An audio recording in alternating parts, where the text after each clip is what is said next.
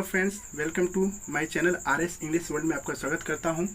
Friends, class 9th English में आज complete कराने जा रहा हूं first chapter Tom Sawyer. Okay, तो फ्रेंड्स ये मेरा पुराना बुक है जो आप लोग पिछले क्लासेस से पढ़े होंगे, क्योंकि इस बार 2020 में नए इंग्लिश एनसीईआरटी बेस के पर यूपी बोर्ड का इंग्लिश लॉन्च किए गए हैं।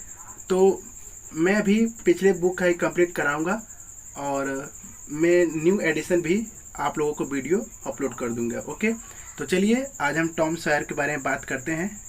टॉम सॉयर कौन है और इनकी बायोग्राफी क्या है। ठीक है, तो चलिए स्टार्ट करते हैं।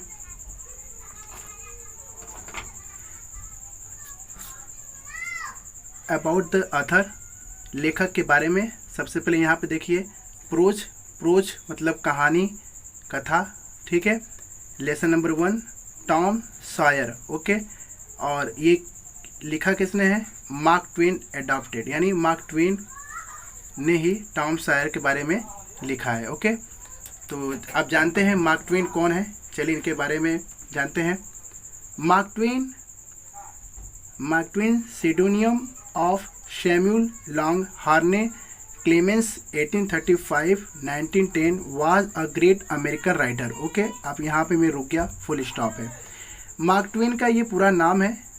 ओके, जैसे कि मैंने पढ़ा अभी, Mark Twain pseudonym of Samuel Langhorne Clemens 1835-1910, यानी 1835 से 1910 तक इनकी जीवन काल रही है और यह एक महान अमेरिकन लेखक थे। ओके, आगे चलिए। He is famous for his books, और वह अपनी पुस्तकों के लिए प्रसिद्ध थे। ओके, अब इनकी कौन कौन सी पुस्तकें हैं, चलिए इसके नाम जान लेते हैं।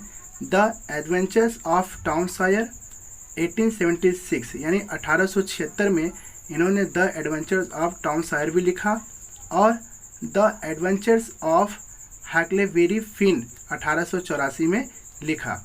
His folk tales are written in a humorous vein and several travel books are also read with interest। कहने का अर्थ है कि उन्होंने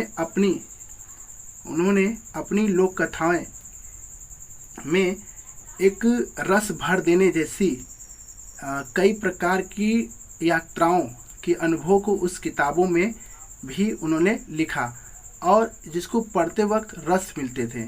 ठीक है, पढ़ते वक्त जैसे होता है ना कि रस मिलना, अगर किसी भी पुस्तक को आप पढ़ते हो तो आप आनंद हो जाते हैं, तो वही है, यानी उनको एक रस मिलने लगता था उनके पुस्तकों को पढ़ करके। ओके, आगे देखिए।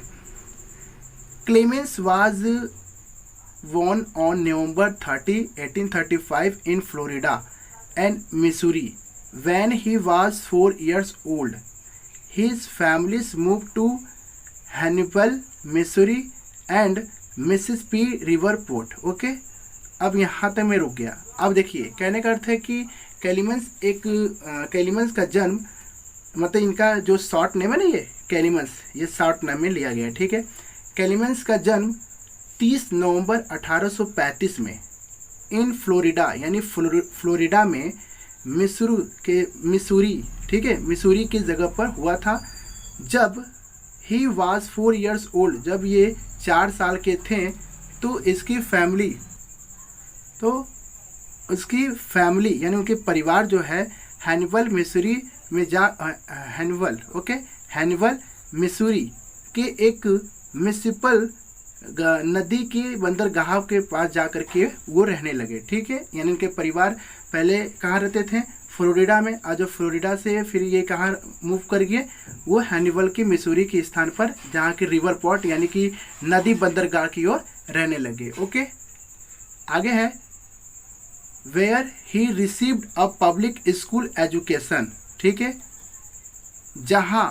जहाँ उन्होंने पब्लिक स्कूल से शिक्षा प्राप्त की। ओके, जहाँ उन्होंने पब्लिक स्कूल से शिक्षा प्राप्त की। किस सन में? इन 1862, यानी 1862 में। ही बिकम अ रिपोर्टर, और वह एक रिपोर्टर भी बने। Territorial Enterprise in Virginia city, यानी कि वो एक रिपोर्टर भी बने और वो क्या कर रहे थे, reporter on the Territorial Enterprise in Virginia City Nevada, and in 1863 began signing his articles with the pseudonym, ठीक है, pseudonym Mark Twain, a Mississippi River phrase meaning to fathoms deep। Okay, अब मैं यहाँ तक आपको कंप्लीट करता हूँ कि ये क्या कह रहे हैं, ठीक है। अब इनके बारे में क्या कहा जा रहा है कि ये 1862 में इन्होंने अपनी पब्लिक स्कूल शिक्षा भी प्राप्त कर ली थी और आगे ये एक रिपोर्टर भी बने जो कि वर्जीनिया में टेरिटरी एंटरप्राइज सिटी नेवादा में वो 1863 में शुरू कर लिए थे, ठीक है। अब वो उन्होंने क्या अपनी आर्टिकल्स भी लिखना शुरू कर लिए थे। ओके, जैसे इनका पहला आर्टिकल्स में क्या था, मार्क ट्वेन, मतलब इनका ही है, अपने बारे में ही शुरू किया। अ मिसिसिपी रिवर यानी एक बंदरगाह जो नदी थी उस नदी के बारे में भी ये मतलब एक मुहावरे के रूप में जिनके दो अर्थ निकलते थे, फैथम्स डीप यानी कि एक गहराई में, ओके, एक गहराई के अर्थ में ये बात कर रहे हैं। ओके, आगे देखिए, यानी कि आगे क्या कह रही है, much of Twain's best work was written in the 1870s and 1880s in Hartford और during the summers at Quarry Farm, okay, near Elmira New York state. Okay, मतलब मार्क ट्वेन की सबसे बेस्ट कार्य मतलब बेहतर काम के लिए उन्होंने 1870 और 1880 में हार्टफोर्ड के during the summers at Quarry Farm यानी कि जो खदान के खेत थे गर्मी के दिनों में, उस दौरान ये हार्टफोर्ड में 1870 से लेकर 1880 के मध्य में मार्क ट्वेन के बेहतर काम के बारे में भी इन्होंने लिखा था। आई बात समझ में। नेक्स्ट है नियर एल्मिरा न्यूयॉर्क स्टेट, यानी जो कि एल्मिरा न्यूयॉर्क स्टेट के मतलब स्टेट न्यूयॉर्क स्टेट में स्थित थे, मतलब वो वहाँ रहते थे। ओके, और roughing it 1872 recounts his early adventures as a miner and journalist, और 1872 के दौरान, ठीक है, 1872 के दौरान उन्होंने, ठीक है, यहाँ से एक बार मैं फिर से कंप्लीट कर रहा हूँ। Mark Twain a Mississippi river phrase meaning two fathoms deep. Much of Twain's best work was written in the 1870s and 1880s in Hartford or during the summers at Quarry Farm near Elmira, New York State. Okay, यानी mark Twain, ठीक है, Mark Twain एक Mississippi नदी के उस दो किनारों के अर्थ के ऊपर ये एक फैथम डीप यानी एक गहराई से, यानी गहराई की बातें कर रहे थे। Much of Twain's best work was written in the 1870 यानी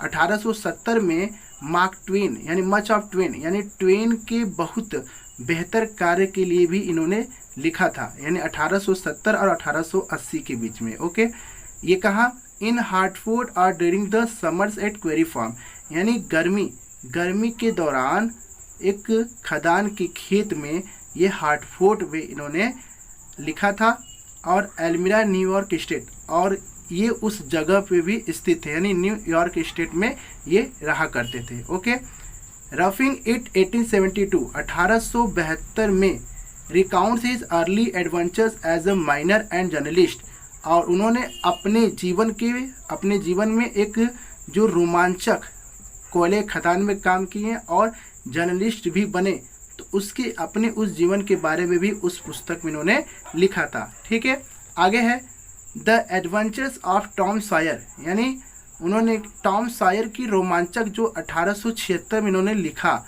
ओके, एक celebrates boyhood in a town on the Mississippi river, यानी उस मिसिसिपी रिवर में, उस शहर में ये एक लड़कपन के सेलिब्रेट थे, यानी एक लड़कपन अवस्था में ये एक सेलिब्रिटी थे। समझ में आया आप सभी को। आगे देखिए, one of America's most important writers, यानी ये अमेरिका के सबसे महत्वपूर्ण लेखकों में से एक थे। Twain is justly renowned as the humorist but his literary reputation also rests on his realistic use of dialects and the vernacular, especially of the Mississippi River Valley. Okay, in delineating characters and scenes of mid-19th century's American life. Okay, और मैं इस पूरे chapter के मैं आपको Hindi point two point समझाऊंगा। Okay, Twain is justly renowned as a humorist, but his literary reputation also rests on his realistic use of dialects and the vernacular, especially of the Mississippi River Valley. Okay, देखिए, Twain एक हास्य रूप में, यानी एक वह हास्य रूप में प्रसिद्ध थे। ठीक है, आगे देखिए, मैं पूरे यहाँ तक आपको अर्थ बता रहा हूँ, अमेरिकन लाइफ तक। और लेकिन उनकी साहित्यिक प्रतिष्ठा थी, लेकिन उनकी साहित्यिक प्रतिष्ठा भी वास्तविक उपयोग पर आधारित थी। किस पे? वास्तविक उपयोग पर, रियलिटी यूज ऑफ है ना, ये डाइटेक्स, यानी कि वास्तविक उपयोगिता पर आधारित है, जो कि विशेष, ये ना वैंक्लुरर स्पेशली, जो कि विशेष रूप में ऑफ द मिसिसिपी रिवर, यानी कि विशेष रूप में मिसिसिपी नदी घाटी के दोहिक, है ना, ये देखिए, delineating characters and scenes of मिड-19th सेंचुरी अमेरिकन लाइफ। ओके, यानी रूप में वास्तविक रूप में उपयोग पर टिकी हुई थी, यानी 19वीं शताब्दी में वो अमेरिकन लाइफ में, मतलब वो 19वीं शताब्दी में वो अमेरिकन जीवन में काफ़ी पॉपुलर हो गए थे। ठीक है, आगे देखिए, आगे है अमेरिकी जीवन के पात्रों में और दृश्यों में वो चित्रित के रूप में अपने आप को प्रसिद्ध कर चुके थे। ओके, आगे देखिए, he was a celebrity during his later years and received an honorary doctorate. Okay, doctorate from Oxford University in 1907. He died in New York on April 21st, 1910. Okay, कहने का अर्थ है कि वह अपने वर्षों के दौरान, ठीक है, वह अपने वर्षों के दौरान एक हस्ती थे। जैसे होता है ना कि लोग कहते हैं वो अपने ज़माने में काफ़ी स्मार्ट थे, वो अपने ज़माने के बहुत बड़े ज्ञाता थे, तो इसी तरह से वो अपने वर्षों के दौरान वो काफ़ी हस्ती थे, वो एक बेहतर राइटर थे। वो आज भी बेहतर राइटर के रूप में हैं, उनको उनकी किताबें आज भी है, लेकिन तुलना किया जाता है कि उस ज़माने में वो बेहतर लेखक भी थे। ठीक है, तो आगे देखिए, और 1900 दिए ना, 1907 में ऑक्सफोर्ड विश्वविद्यालय में डॉक्टरेट की मानद उपाधि भी इनको मिली थी। ठीक है, और he died in New York on April 21st, 1910, यानी उनकी देहांत 21 अप्रैल 1910 में न्यूयॉर्क में हुई थी। आपको समझ में आए मेरे फ्रेंड्स? आप पूरे चैप्टर को, आप सीनियर हैं, क्लास 9th के हैं, बच्चे हैं, और आपको कमेंट में क्वेश्चन आंसर करना चाहिए। ठीक है, मैं आपसे रिक्वेस्ट कर रहा हूँ, I heartily request to all my dear friends and my viewer, so please you all can comments me. Okay, thanks. Next, about the lesson. About the lesson का अर्थ होता है कि एक अध्याय के बारे में। ये तो इनकी जीवन के बारे में था, इनकी बायोग्राफी के बारे में था कि ये कौन है, क्या थे, कैसे इन्होंने किया। अब बात करते हैं इनसे जुड़ी, इनके द्वारा लिखी गई अध्याय, कि वो अध्याय में क्या कर रहे हैं, क्या समझा रहे हैं, उस बातें पर ये हम लोग नज़र करते हैं। ठीक है, तो चलिए, Tom Sawyer was very naughty, यानी टॉम सॉयर बहुत ही नटखट थे। He could not remain without मिसचिव्स फॉर लॉन्ग, मतलब वो कभी भी बिना किसी मिस्चिफ के बगैर, मिस्चिफ समझ होंगे, मतलब वो ही could not remain without mischief for long, वह बिना, ठीक है, वो बिना बुरी आदतें की करने के लिए लंबे समय तक नहीं रह सकता था। यानी कि वो बिना कुछ बुरी आदतें किए बिना नहीं रह सकता था। ठीक है, इतना सिंपल सी बात समझिए। हिज आंट लव्ड, यानी उसकी आंट यानी उसकी चाची, लव्ड हिम यानी उन्हें प्यार, वेरी मच यानी बहुत प्यार करती थी। But she always wanted to punish him for his mischief so that he may not be spoiled. कहने का अर्थ है किंतु वह